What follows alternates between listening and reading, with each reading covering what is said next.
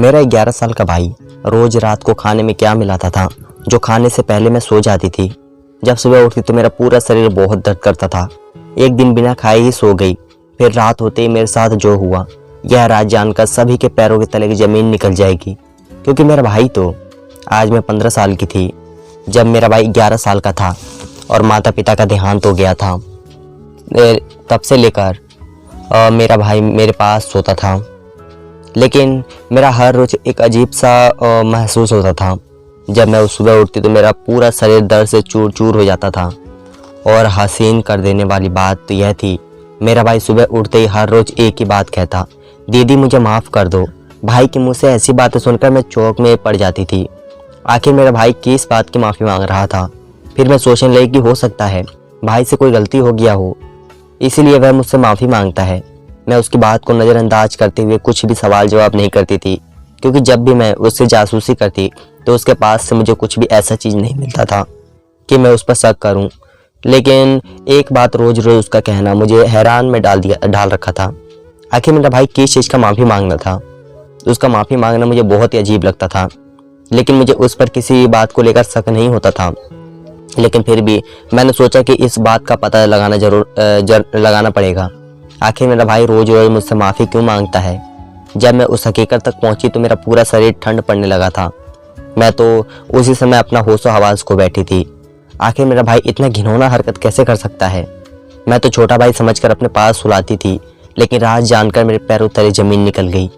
मेरा नाम रीमा है और मेरी उम्र 17 साल थी। हम लोग बहुत ज़्यादा गरीब थे। अगर हम एक टाइम का राशन लाते तो दूसरी टाइम का राशन सोचना पड़ता था। बहुत मुश्किल से हम लोगों का गुजारा हो रहा था, लेकिन फिर भी हम अपने छोटे परिवार से बहुत खुश थी। मैं रात को 2 घंटा सिलाई का काम करती थी और सुबह दूसरों के घर में झाड़ू पोछा का काम करने चली जाया करती थी। जो भी पैसे मिलते थे हमारे घर का राशन पानी हो पाता था और मेरे पास थोड़े बहुत पैसे भी होते थे। मेरी माँ भी पास के स्कूल में जाकर झाड़ू पोछे का काम किया करती थी, जिससे मेरे माँ के पास भी थोड़ा बहुत पैसा हो जाया करते थे। मेरे पापा का भी बहुत पहले देहांत हो गया था जब हम दोनों भाई बहन छोटे थे, ना समझते। उस टाइम ही मेरे पिता इस दुनिया से चल बसे। मेरे पापा भी अपने पसंद की शादी की थी। मेरी माँ कहती थी जब हमारी शादी हुई थी तब तो तेरे पिता मुझसे बहुत अच्छे दिखते थे, लेकिन दिन ब दिन उनका रवैया मेरे ऊपर हटने लगा था। मुझे बिल्कुल भी समझ में नहीं आ रहा था आखिर उनके मन में क्या है या मेरे साथ इस तरीके से बर्ताव क्यों करते हैं। शुरू में हम दोनों में बहुत प्यार था। हम एक दूसरे से मोहब्बत भरी बातें करते थे, लेकिन एक दिन कुछ ऐसा हुआ जो मेरे सर पर आसमान टूट पड़ा। जब तेरे पापा ने मुझे छोड़कर दूसरी औरत के पास चले गए, मैं तो जीते जी मर गई थी। जीना नहीं चाहती थी, लेकिन मैं क्या करूं। जब तेरे पिता छोड़कर गए थे तो तुम दोनों उस टाइम बहुत छोटे थे और तुम्हें मजबूरन तुम लोगों की खातिर जीना पड़ा। लेकिन कुछ दिन बिताने के बाद तेरे पिता को पछतावा होने लगा। जिस औरत के पास गए थे वह औरत भी उन्हें छोड़कर चली गई थी। अब वह अकेले बेसहारा रह गए। आखिर कर भी क्या सकते थे, वह खुद हमें छोड़कर गए थे। उनके अंदर इतनी हिम्मत नहीं थी कि वह वापस से हम लोगों के पास आ जाएं। तेरे पिता को अपने किए पर बहुत शर्मिंदा हो रहा था। बस यही सब सोच कर खुट कर तेरे पिता का मौत हो गया। लेकिन मुझे अपने पिता पर बहुत गुस्सा आ रहा था। जिस टाइम हमारे सर पर पिता का साया चाहिए था, उस टाइम हमारे पिता हमें छोड़कर चले गए। हर पिता अपने परिवार के खातिर हर एक बड़े से बड़े मुश्किल का सामना करता है, लेकिन मेरे पिता ने जो किया मैं भगवान से ही दुआ करूंगी किसी के पिता ऐसी हरकत ना करें जो बचपन में ही अपने बच्चों का साथ छोड़कर चली जाए। जब मैं छोटी थी तो मेरे माँ का रवैया मुझे बहुत अजीब लगता था। कहीं ऐसा तो नहीं मेरे माँ के मन में कोई मर्द था, इस वजह से मेरे पिता अपनी पत्नी को छोड़कर चला गया था। लेकिन एक रात जब माँ का पीछा किया तो वह अपने सहेली के घर की तरफ जा रही थी, लेकिन जब उस औरत की बात सुनी तो मेरे होश उड़ गए। वह औरत कह रही थी तुम मेरे घर काम करने के लिए मत आना। पता नहीं तेरे अंदर क्या कमी है जो तेरे पति तुझे छोड़कर चला गया। कहीं ऐसा ना हो कि तेरा पति भी तुझे छोड़कर चला जाए। उनकी बात सुनकर तो मुझे बहुत बुरा लगा। मैं दबे पांव घर वापस आ गई और बैठकर सोचने लगी। मैं अपने माँ पर खामोश सा कर रही थी। मेरी माँ तो अपने सहेली के घर पर भी 2 पैसे के लिए काम करने जाती थी। जब मेरी माँ घर वापस आई तो मुझसे कहने लगी, देख बेटी यह दुनिया बहुत बुरा है, तुम किसी पर भी विश्वास मत करना। मेरा यह बात हमेशा तू याद रखना। माँ पता नहीं क्यों आज इस तरीके से बातें कर रही थी। ऐसा लग रहा था जैसे मेरी माँ कहीं जाने वाली हो। और कहती कि अपने छोटे भाई का हमेशा ख्याल रखना। माँ की बातें सुनकर मेरे आंखों में आंसू बहने लगे। अभी तो मेरा भाई स्कूल जाना स्टार्ट किया था, लेकिन मेरा भाई बहुत अच्छे मिजाज का था, चंचल भी था। उसके चंचलाहट की वजह से अक्सर वह क्लास से बाहर कर दिया जाता था। जब मेरा भाई रोने लगता तो टीचर थोड़ी देर के बाद क्लास में वापस बुला लिया करती थी, लेकिन उसकी क्लास के टीचर मुझे अक्सर भाई की शिकायत देती रहती थी। मैं अपने भाई की वजह से परेशान रहने लगी थी। ऐसा लगता था जैसे पिता का साया सर पर ना होने की वजह से मेरा भाई शरारती निकल गया है। लेकिन अगले ही पल मेरे पैरों तले जमीन निकल गई जब अचानक से मेरी माँ की मृत्यु हो गई। मेरी माँ भी टेंशन की वजह से बीमार होती चली गई। ऐसा लगता था जैसे उनके अंदर कोई बहुत बड़ा बीमारी छुपा हो, लेकिन उनके अंदर ऐसी कोई भी बीमारी नहीं थी जो मैं जान न सका। जब डॉक्टर ने रिपोर्ट मेरे हाथ में पकड़वाया तो मेरे होश उड़ गए। मेरी माँ तो अक्सर रात को भी छुप छुप कर अस्पताल जाया करती थी, लेकिन हम बहन भाई को कुछ पता ना होता था। अब तो मेरी माँ भी इस दुनिया से जा चुकी थी। अगर किसी की माँ इस दुनिया से चली जाए तो उसके दिल पर क्या बीतता है, बस वही जानता है। मेरे माँ को तो पहले से ही पता था कि वह इस दुनिया से जाने वाली है। मुझे तो पता चल गया था जब माँ के आंचल से वह जो एक चिट्ठी लिखी हुई मिली थी, उसमें लिखा हुआ था कि मैं कुछ दिनों के मेहमान हूँ और इस दुनिया से जाने वाली हूँ। तो मेरा एक बात हमेशा दिमाग में रखना, अपने भाई को आपसे दूर कभी भी मत करना। अपने जान से भी ज़्यादा अपने भाई का हिफाजत करना। मेरे मरने के बाद तुम्हारे भाई की जिम्मेदारी तुम्हारे ऊपर होगी और तुम अपने से अलग मत करना। अपने पास ही उसे हमेशा रखना। बहुत छोटा है, डरता है, अपने पास ही सुला लिया करना। जब मैं थी तो मेरे पास होता था, इसलिए वह डरता नहीं था। बस दिखावा करता है कि मैं तुमसे बहुत बहादुर हूँ, लेकिन अंदर से वह बहुत ज़्यादा डरता है। इसलिए तुम अपने भाई के साथ सुलाना। वह अंधेरे से बहुत डरता है। अब मैं तुमसे क्या कहूँ, मेरी तो मोहब्बत की शादी थी और मेरा पति इतना धोखेबाज निकल गया कि मुझे बेसहारा अकेला छोड़कर चला गया। कम से कम अपने बच्चों के भी बारे में सोच लिया होता, लेकिन धोखेबाज निकला। लेकिन तुम एक बात हमेशा याद रखना, किसी भी इंसान पर भरोसा मत करना सिवाय अपने भाई के। बस एक बात का ध्यान रखना, बस एक वही मर्द है जो तुम्हारा हिफाजत करेगा, तुम्हारा ख्याल रखेगा। लेकिन फिर भी मैं बहुत ज़्यादा परेशान थी कि मैं अकेले कैसे रह पाऊंगी। माँ का लेटर पढ़ते पढ़ते मेरे आंखों में आंसू बह रहे थे। अब आगे सब कुछ मेरे अकेले ही संभालना था। मैं भला अकेली लड़की क्या कर सकती थी। फिलहाल के लिए तो मेरे पास पैसे ही बचे थे, जो 2-3 दिन का राशन पानी ही चल पाता। खैर थोड़ी देर के बाद शाम होने को आई और रात का हम भाई बहन खाना खाकर अपने अपने कमरे में चले गए। थोड़ी देर के बाद मुझे याद आया कि माँ ने कहा था अपने भाई को अपने पास ही सुलाना, अंधेरे से बहुत ज़्यादा डरता है। मैंने भाई से कहा कि भाई का नाम अमित था। मैं पुकारते हुए अमित को अपने कमरे में बुलाई और उससे कहा तुम मेरे पास मेरे कमरे में ही सो जाओ। थोड़ी देर के बाद अमित मेरे बगल में मेरे कमरे में ही सो गया। कुछ हफ्ते इसी तरह गुजर गए, लेकिन एक दिन उसके स्कूल के टीचर ने कहने लगी अमित कहाँ रहता है, वह स्कूल क्यों नहीं आता। अब तो मैं सोचने लगी कि मेरा भाई घर से स्कूल के लिए निकलता है तो फिर वह स्कूल क्यों नहीं जाता, आखिर वह जाता कहाँ है। एक दिन मैं चुपके से अमित के पीछे जाने लगी। जैसे स्कूल के घर से निकला मैं भी उसके पीछे पीछे जाने लगी। अब मैं तो सोच में पड़ गई थी, अमित का स्कूल तो इस तरफ है तो इधर कहाँ जा रहा है। फिर कुछ दूर चलने के बाद देखा कि अमित तो कुछ 6 लड़कों के साथ मस्ती कर रहा है। मैं फौरन उसके पास गई और डांटते हुए पूछने लगी तुम यहाँ पर क्या कर रहे हो, तुम्हें तो स्कूल जाना चाहिए था ना। अभी मेरा दिमाग अपने माँ की तरफ था। फिर दूसरी तरफ इसका यह हरकत, मैं पूरी तरह से टूट चुकी थी। मैं तो बस यही चाहती थी कि मेरा भाई पढ़ लिख कर कुछ बने। मैं एक पैसा पाई इकट्ठा कर रही थी ताकि मैं समय से अपने भाई का फीस जमा कर सकूं, उसको स्कूल भेज सकूं। लेकिन यह तो मेरा खून जलाने के लिए बैठा था। मैंने कहा तुम अब शराफत से घूमना बंद कर दो और शरीफों की तरह स्कूल जाया करो और अपनी पढ़ाई पर ध्यान दो। मेरा बस यही ख्वाहिश है कि तू पढ़ लिख कर कुछ बन जा। मेरा क्या है, मैं तो ऐसे भी अनपढ़ गवार हूँ। मैं कपड़े वगैरह सिल कर अपना गुजार अच्छे से कर लूँगी। मेरा भाई कहने लगा तुम फिक्र मत करो, मैं तुम्हें हमेशा साथ दूंगा। मैंने कहा तुम मुझे मेरा छोड़ो, अपने पढ़ाई पर ध्यान दो। अमित ने कहा कि ठीक है, आगे से मैं कभी छुट्टी नहीं करूँगा और पूरे लगन के साथ अपने पढ़ाई पर ध्यान दूंगा। आज पहली बार अपने भाई के मुँह से ऐसी बातें सुनकर अच्छा लगा रहा था, क्योंकि वह मेरा एक बात टाला नहीं करता था। लेकिन आज उसने बहुत आराम से कह दिया कि ठीक है, मैं आपसे अब से पढ़ाई पर ध्यान दूंगा। उसके मुँह से ऐसी बातें सुनकर मुझे बहुत अच्छा लगा। मैंने उससे प्यार से कहा कि अब हम दोनों ही एक दूसरे का सहारा हैं। हमारे पास वक्त बर्बाद करने के लिए नहीं है, हमें कुछ कर दिखाना है, अपनी माँ का नाम रोशन करना है। मेरे भाई ने कहा कि ठीक है। लेकिन अगले दिन सुबह सुबह कुछ बहुत ही अजीब हुआ। जब मैं नींद से जगी तो मेरा हालात बहुत अजीब अजीब हो रहे थे। मेरा पूरा शरीर बहुत दर्द कर रहा था। आखिर यह कैसा दर्द था, मेरे समझ से बाहर था। अभी रात को तो मैं बहुत अच्छा खासा सोई थी और सुबह यह दर्द कैसा था। फिर सोचा कि शायद आजकल ठीक से खाना नहीं खाती हूँ, क्योंकि हमेशा माँ की याद आती रहती है और मैं रोती रहती थी। मैं किचन में भाई के लिए नाश्ता बनाया और उसको स्कूल भेज दिया।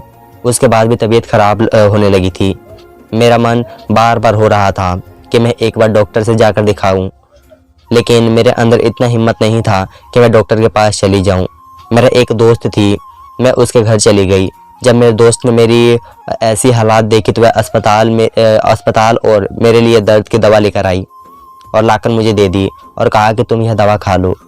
मेरे दोस्त मुझे बहुत ज़्यादा मानती थी, मेरा फिक्र करती थी, लेकिन उस बेचारी अभी तक शादी नहीं हुई थी, क्योंकि शक्ल सूरत नक्श सब कुछ सही था। वजह बस यही थी, जितने लोग देखने में आते थे आते ही वापस चले जाते थे। बस उन लोगों की खूबसूरती देखनी थी, अंदर का मन कोई नहीं देखा।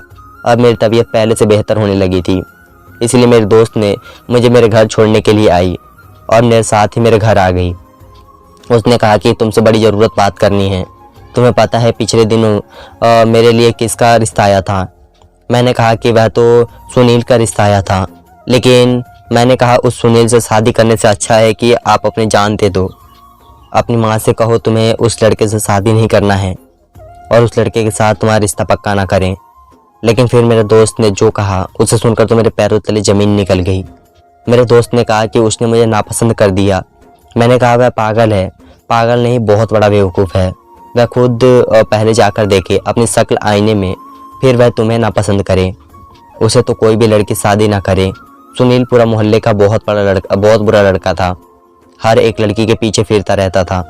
उसकी अभी तक 2-3 शादियां हो चुकी है, लेकिन हर बार अपने पति को मार मार कर घर से भगा देता है और तब से लेकर आज तक उसने हर एक लड़की पर अपना निगाह रखता है। उसका व्यवहार बहुत ज़्यादा गलत था। सड़कों पर घूमकर फिरता रहता था। यह बात तो पूरे मोहल्ले के लोग जानते हैं, लेकिन मैं बहुत ज़्यादा हैरान हो गई थी।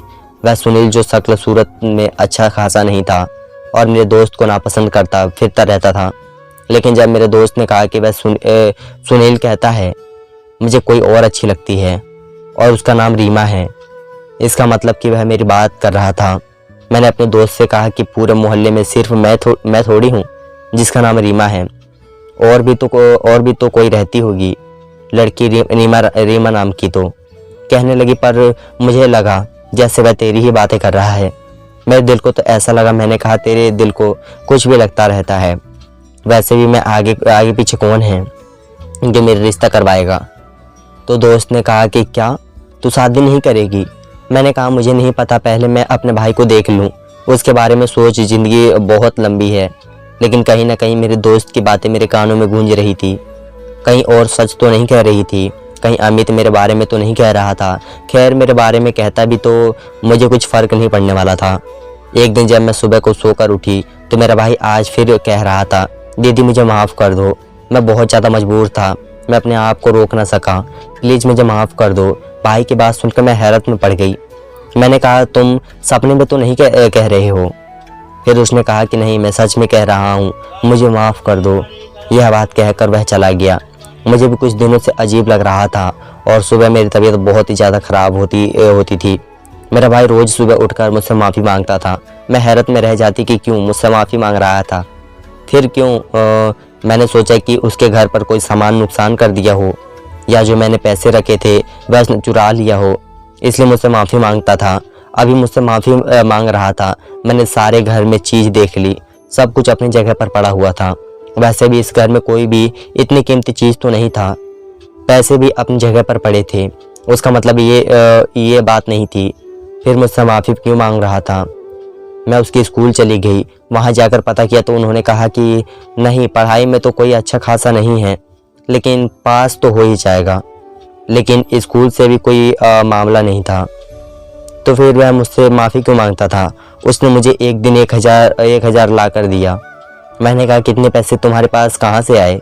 तो कहने लगा मैं जब स्कूल से आ रहा था तो रास्ते में गिरे हुए पड़े थे। मैंने कहा सच बोल रहे हो, सड़क पर मिले हैं इसलिए मैं ले आया। मैंने उससे पैसे ले लिया। अगर उससे पैसे छोड़ देती तो उन पैसों से अपने दोस्तों के साथ खेलने चला जाता। लेकिन आजकल लोग अपने पैसों को बहुत संभाल कर रखते हैं, तो फिर यह पैसे कैसे गिर गए। अभी 1,000 के लिए फिर एक दिन मैंने उसके बैग की तलाशी ली। मेरे मन में ख्याल आ रहा था कि कहीं चोरी वगैरह तो नहीं कर रहा, कि इससे उधार तो नहीं ले रहा है। लेकिन मुझे इस तरह की कोई बात पर पता नहीं चली। फिर मुझसे माफ़ी क्यों मांगता है। एक दिन स्कूल लेने जा रही थी कि अमित रास्ते मिल गया। उसने मेरा रास्ता रोक लिया और कहने लगा कहाँ जा रही हो, मैं मदद कर देता हूँ। मैंने कहा कि दफ़ा हो जाओ, मुझे तुम्हारी मदद की ज़रूरत नहीं है। उसने कहा या ना कहा।